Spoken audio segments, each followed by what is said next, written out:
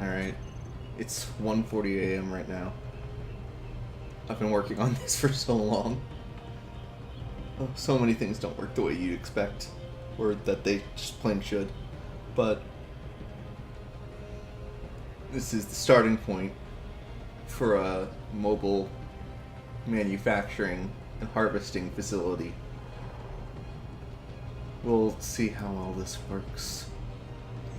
Alright, first just see if I can drive.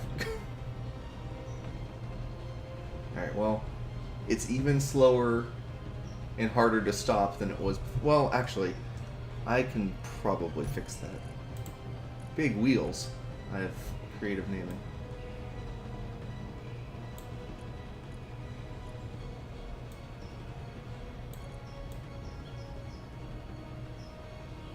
That never seems to work anymore. Oh. I put the brakes on again. Alright. So, at least across this flat plane of ice, which fortunately has tons of resources under it, it can move alright. Handbrake. Oh, yeah. Okay. Now technically I could control the drills from here, but that wouldn't be as fun, so... Boop. Holy shit! Oh my god! What?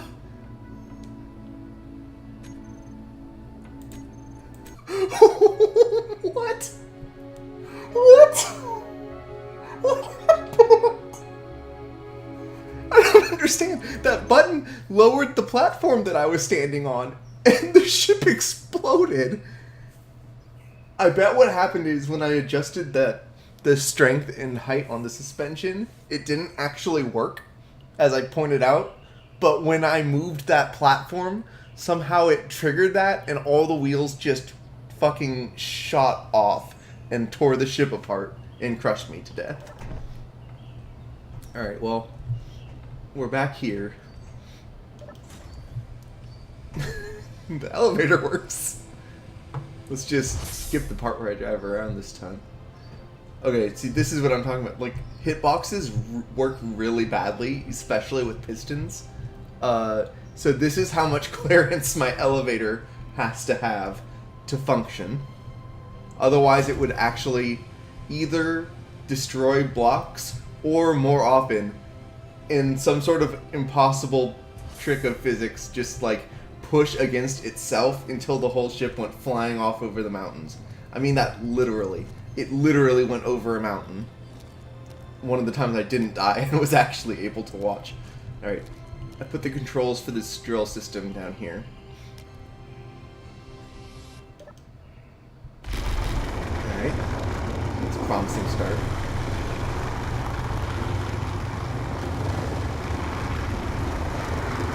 I hadn't thought about how the shaking would affect it. I probably need to do something with landing gear. Like, put some landing gear on pistons as well so that I can latch the ship in place. But, let's see how this goes.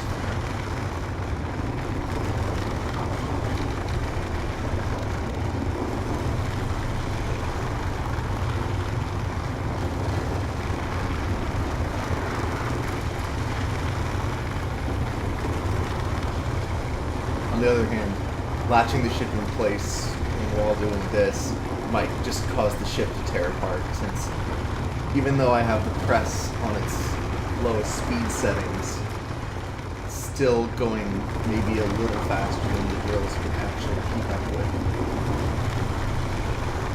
All these drills are connected to some cargo containers up there, and also I think have their own fairly large integral storage. I really wish I could turn the speed up, but I know that won't work.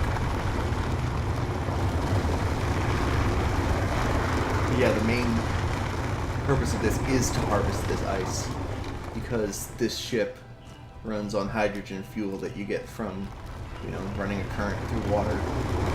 That's also how I get oxygen. I've been to space like 3 times. I realized I never put life support on the ship. It has no sort of oxygen containment. I It's just because the fuel is it has a fuel tank, but mostly it's constantly producing its own fuel from ice because I can just store more that way, and it's lighter. Well, not lighter, but certainly more compact.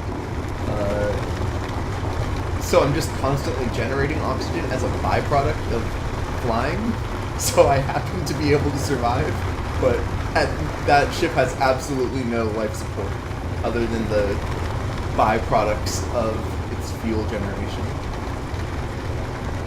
I realized this like after the third time I landed, and I was like, oh shit, I don't have any air. Now I could, you don't really need it because I could just close my helmet.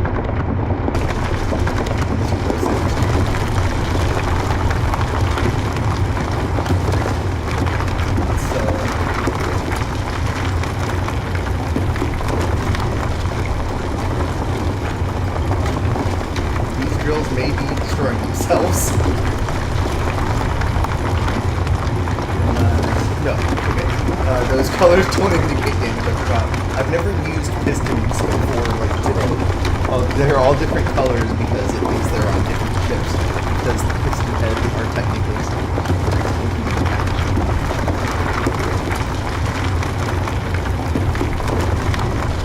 but that's not how it works.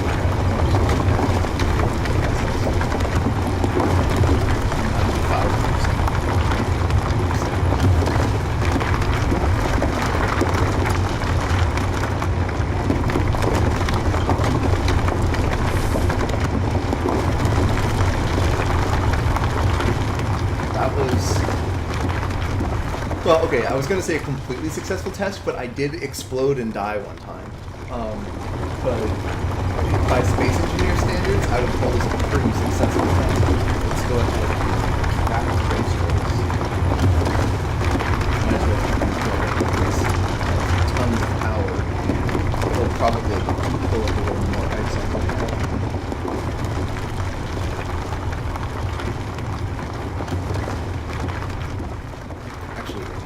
Here's an interesting thing I can do. And hopefully I won't somehow kill myself doing this, which is just statistically likely because this is space engineers. But instead of leaving them on automatic like that, which is, they can only drill in the, like, actually harvesting mode when done. Actually, I'm going to go ahead and just extend those again, just so they don't retract while I'm talking.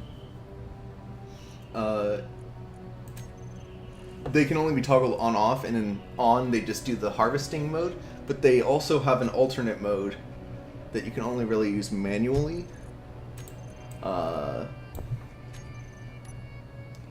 which clears a much larger area, but can't, doesn't harvest anything. It destroys all the material completely. So let's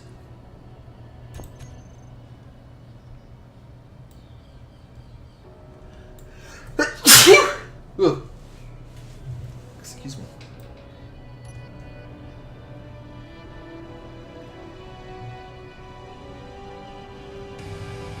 Wish I could get a better camera angle for this, but I have to be here.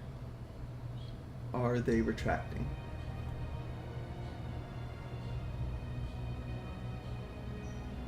Yeah, slowly but surely.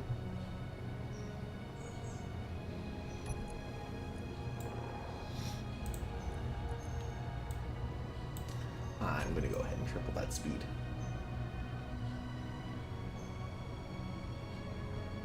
Yeah, at the very least, using this, I'd be able to cut open a hole probably more or less wide enough for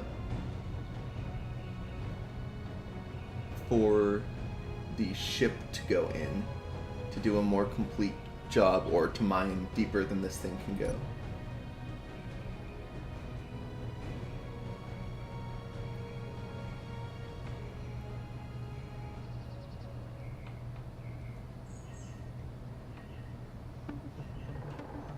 I'm going to put a refinery and assembler and whatnot on here probably, and see how that works out for me.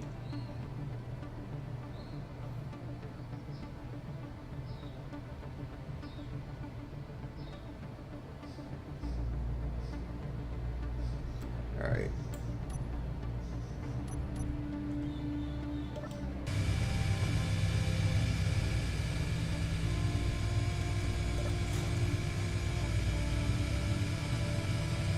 Let's get down there and see what it actually looks like. See how that hole compares to a human scale.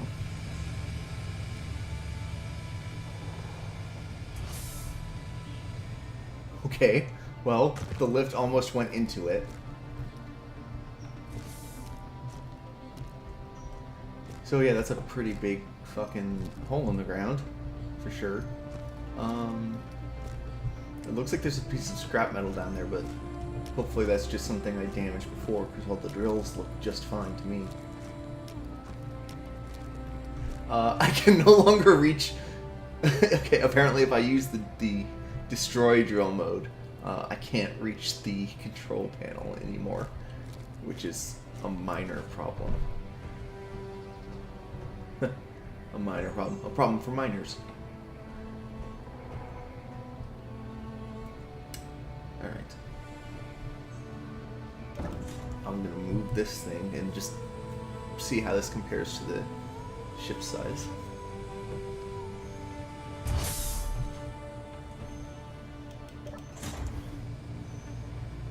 Oh right, I also wanted to see how much ice I actually pulled up.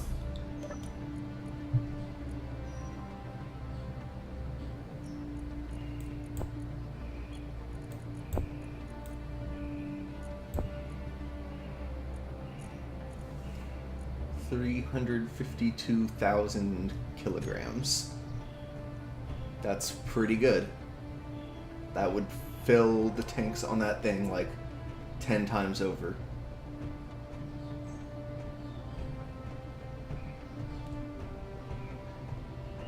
And again, the small hole is the only part that I actually drilled up. The rest was just destroying material.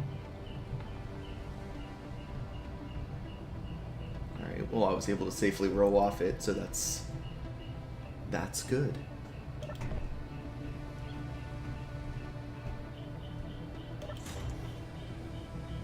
I just have to be very careful that I don't drive into that giant fucking hole that I left in the ice.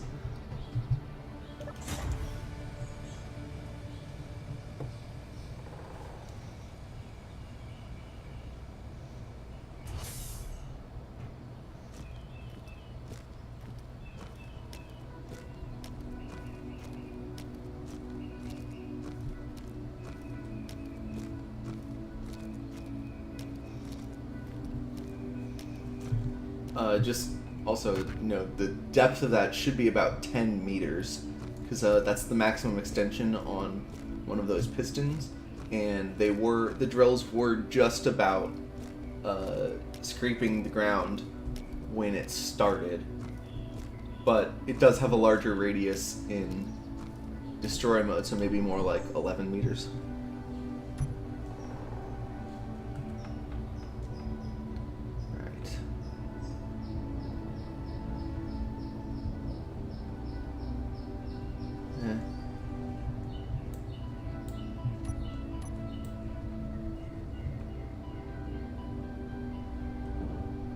Certainly it's a good starting point. Can clear this out to ship size pretty rapidly, since I should be using realize I can use the keyboard for these maneuvers, and it's just much more controlled.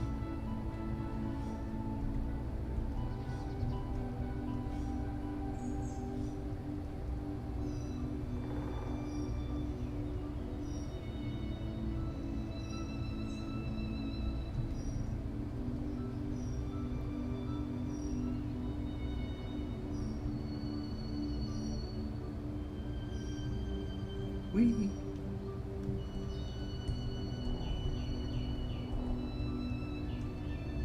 Well, most probably concludes all the interesting things that are going to happen.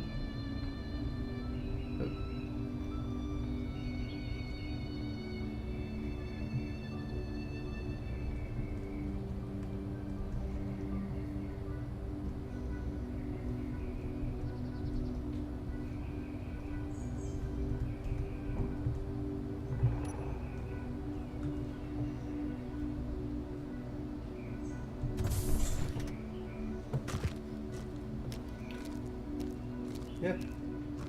Can dig myself a pretty decent sized hole here pretty quickly. I think the iron that I was mining on the other side of the ice was probably a little deeper than this, so. But getting the whole drill press thing to work just this far was a real nightmare, so I don't think I can improve on it too much without more time than I have. But, yeah. I don't know what to call that thing, though. I'll have to figure out a name for it. This one I just named Scout, which...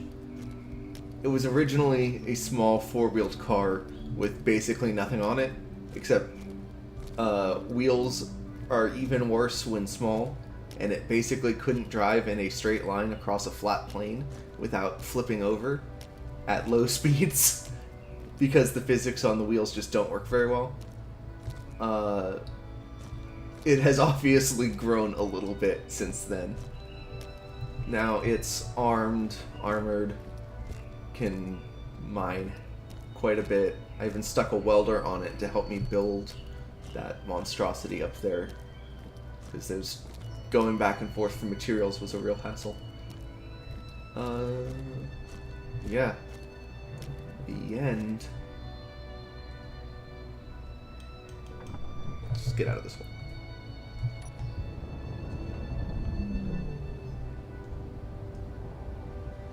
Not the prettiest thing. Alright, bye.